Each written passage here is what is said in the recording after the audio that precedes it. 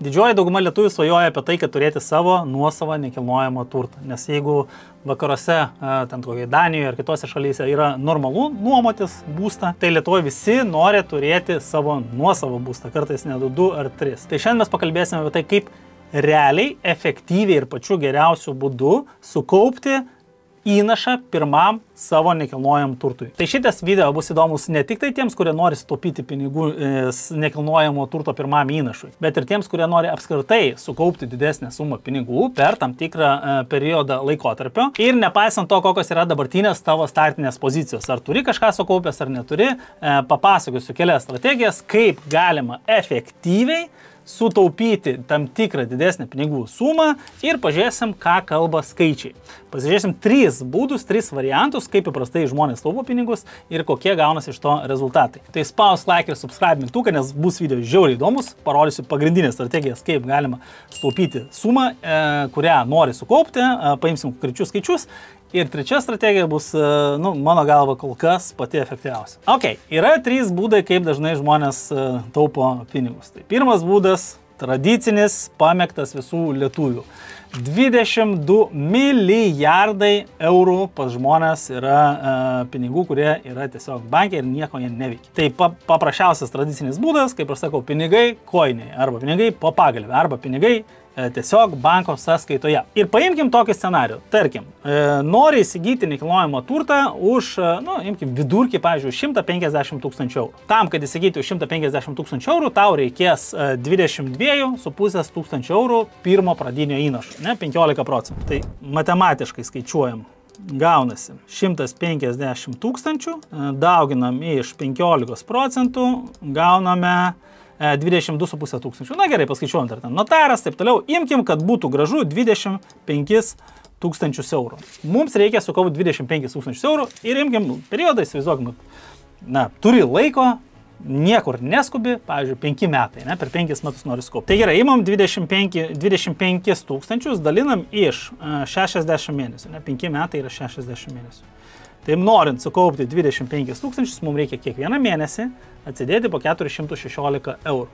Va taip ir taip sekančius 5 metus. 416 eurų į mėnesį, kaip ir jeigu yra pora, tai nėra labai didelė suma, bet jeigu vienam jau ganėtinai sudėtinga, nebent yra geros pajamos. Tai štai tiek reikia atsidėti, 416 eurų į mėnesį. Antras būdas, kaip daro taip pat labai didelė dalis lietuvių, tai yra pinigai indėliuose. Tai reiškia, pasideda žmonės į indėlį ir turi kažkokią sumą pinigų. Tai pasižiūrim, kiek dabar šiuo metu moka indėliuose. Nueinam į indėlį LT, čia labai viskas fainai gražiai surašyta ir pasižiūrim 60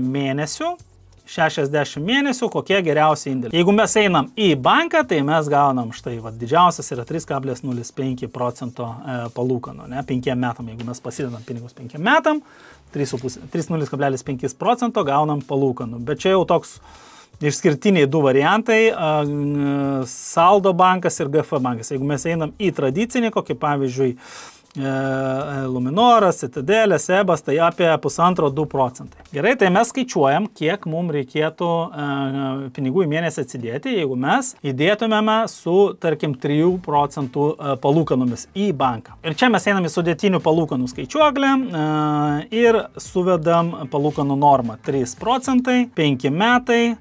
Pasižiūrim, kiek mums reikia. Jeigu ten reikėjo 416, tai tarkim, įsivaizduom, kad mes čia dedam 400 eurų, ir paskaičiuojam, kiek gausis. Tai principe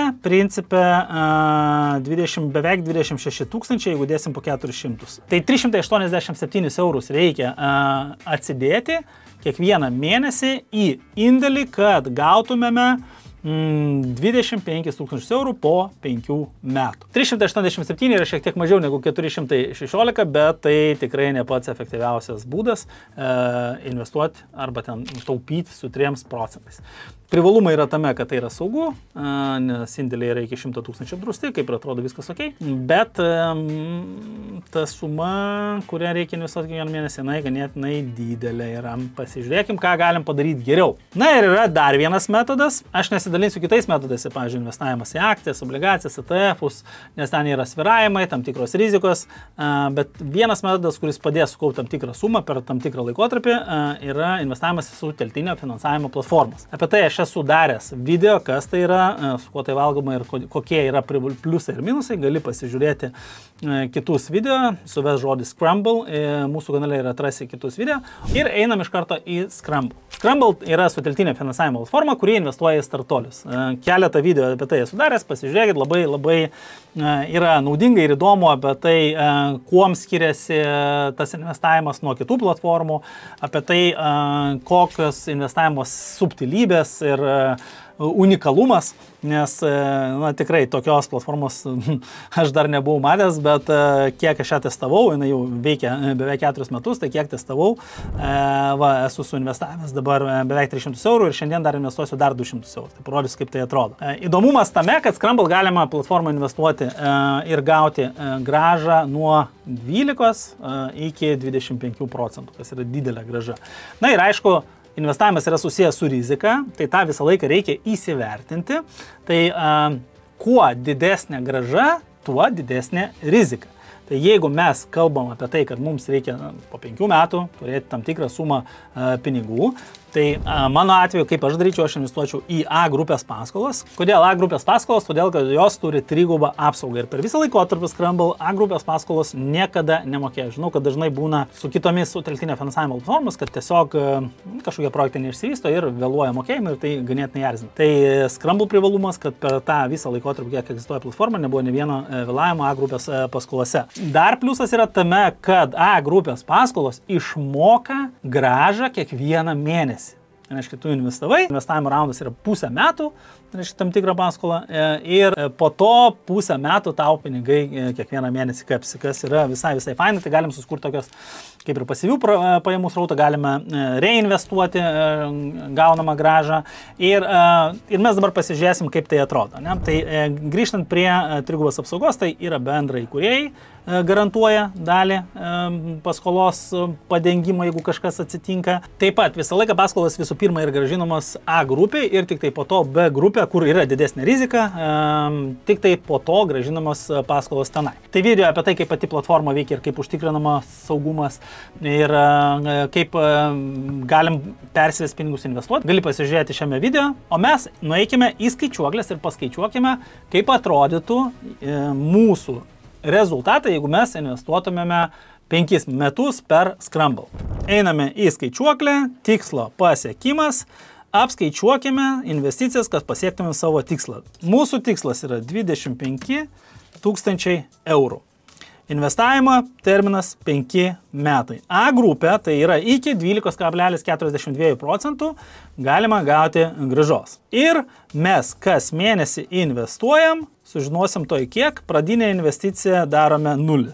Mes neturime pradinės investicijos. 5 metai. Čia mes turim labai gražų banko indėlis, apie 3,27. Čia taip prabangiai 3,27. Mes matėm, kad nuo 1,5 iki 3 yra banko indėlis, bet priklauso labai nuo situacijos makroekonominės. Na, tarkim, 3,27. Akcijos. Taip, čia jau yra realu, apie 11% kažkur tai duoda vidutinę grąžą su akcijom, tik tai yra... Minusas yra tas, kad akcijos sviruoja. Mums reikia konkrečiai po 5 metų turėti konkrečią sumą. Ir su akcijom gali būti taip, kad konkrečiai po 5 metų, kai tau reikės tokios sumos, akcijos pakris. Ilguoju laikotarpiu taip, jos užaugs, atsistatys tikėtina ar ne, bet gali tuo metu, kai tau reikia pinigų, jos gali pakris ir tada bus nuostolis, jeigu užsiminėsi pinigus. Su Scramble yra visai kitaip, čia tiesiog tau reguliariai kiekvieną mėnesį pinigai įkrenta ir grąža apie 12%.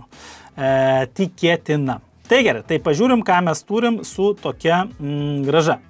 Ir jau mums reikia, jeigu pirmo atveju mums reikėjo po 416 eurų, antro atveju po 387 eurus, tai šiuo atveju mums reikia turėti tik 342 eurus į mėnesį, kad sukaupti 25 000 po 5 metų. Bet jeigu mes, tarkim, įsivaizduokim, nusprendžiam šiek tiek surizikuoti, pasižiūrim į B grupės grąžą, jau reikia mažiau nei 300 eurų. Bet vis tiek, visą laiką, jeigu jau planuoji konkrečią sumą, tai norėtųsi, kad būtų saugesnės investicijos, tai yra labiau užtikrintas, kad tikrai galėtum gauti tuos pinigus ir kad neatsitiktų tokia situacija, kad kažkur tai kažkas vėluoja ir tavo planas nueina šuniui po uodegą. Tai todėl skaičiuokim mes Tiesiog standartiškai su 12% grąža, kaip duoda platforma Scramble. Tai gerai, tai mes matom, kad mums reikėtų į mėnesį 342 eurus kiekvieną mėnesį investuoti. Bet jeigu mes pakeičiam šiek tiek strategiją ir padedam pirminę investiciją 1000 eurų, tarkim, pradedam su 1000 eurų ir paskui mes po tam tikrą sumą dedam, kiekgi mums reikia, kad sukaupti 25 000 eurų. Va, iš karto pakrenta iki 319. Ką tai rodo? Tai rodo, kad jeigu investuoti nuosekliai su reguliaria grąža, tai reikia daug mažesnės sumos, negu jeigu tiesiog dėti pinigus į koinę, kaip aš sakau. Ant 100 eurų skirtumas. Ok, pažiūrim, kaip atrodytų, jeigu tą 1000 eurų investuotumėm į vieną raundą. Raundas tai yra tas 6 mėnesių periodas, per kurį yra išmokama grąža. Kokia būtų bendra grąža? Investavus 1000 eurų, grąža būtų 1106 eurai. Tai reiškia, prieš 6 mėnesius grįžtų tokia pinigų suma. Ok, tai atrodytų viskas taip, kad investuoji 1000 eurų ir sudėliotas yra mokėjimo grafikas. Kiekvieną mėnesį, štai parodytų kiekvieną mėnesį, kiek pinigų sugrįžta ir kokios sumos grįžta atgal į sąskaitą. Tai sausio 5 dieną sugrįžtų likusi suma, bet kas įdomiausia yra, kad tuos pinigus tu gali reinvestuoti ir taip uždirbti papildomas palūkanas. Tai štai toks yra grafikėlis, kaip atrodytų investuoti pusei metų, investuoti 1000 eurų. Ir čia, kaip matai, dar yra registracijos premija 5 eurai, bet su mūsų nuoroda, kurią rasi šio video aprašyme, gali atsidaryti paskyrą ir gauti 10 eurų, kuriuos gali iš karto ir investuoti. Galim sakyti, pirma investicija gali to būti nemokama, pasitestuoti platformą, pasižiūrėti. Tai nueik per nuorodą, kurią rasi video aprašyme, atsidaryk paskyrą, gauk 10 eurų bonusą, prisiregistruok ir pradėk investuoti ir tada žiūrėk, po kurio laiko turėsi sukaupęs pinigų savo tikslams ir savo svajonėms. O mes keliaujam prie to pačio investavimo, aš parodysiu, kaip tai atrodo fiziškai, kaip tai galime padaryti. Aš einu į investavimą ir investuoju į A grupės paskolas. Gali pasižiūrėti čia kokie brandai yra, labai fain, labai įdomu, esu irgi apie tai daręs video. Tai tiesiog skirtingi brandai yra, skirtingo amžiaus, bet jau visi yra praėjęs pilną patikrinimą, tai reiškia patikrinti brandai su finansinė istorija, su rezultatais, tai yra tikrai patikimi verslai, kuriuos galima investuoti ir kur Scramble platforma labai padaro gilę analizę ir patikimumą. Nebereikalo nėra vėluojančių paskolų per tokį ilgą laikotarpį. Važiuojam toliau, įsitikinu, kad viskas gerai, 210 eurų 1 centas investuojamas ir važiuojam toliau. Procesas vyksta, investicijos eina, investment strategy is successfully confirmed. Ja, viskas, mano pinigai yra suinvestuoti, jau matom, kad šiuo metu yra beveik 1,5 milijono šiame raunde suinvestuota, 80% pinigų, kas yra visai fainai. Ir žiūrėk, ir kas įdomiausia yra, lietuviai yra 3 vietoje, palyginus su visom kitom šalim. Tai portugalai, graikai ir lietuviai ganėtinai aktyviai investuoja. Ir čia gražiai yra surašyta, kiek aš investavau, kiek aš uždirbsiu, yra su visais komentarais, paaiškinimais ir su visom sąlygom, kokia planuojama metinė palūkanų norma, yra planuojamas pajamų grafikas, grąžinimo grafikas, kiek aš pinigų gausiu, kaip grįž kiekvieną mėnesį šitie pinigai man sugrįž į sąskaitą.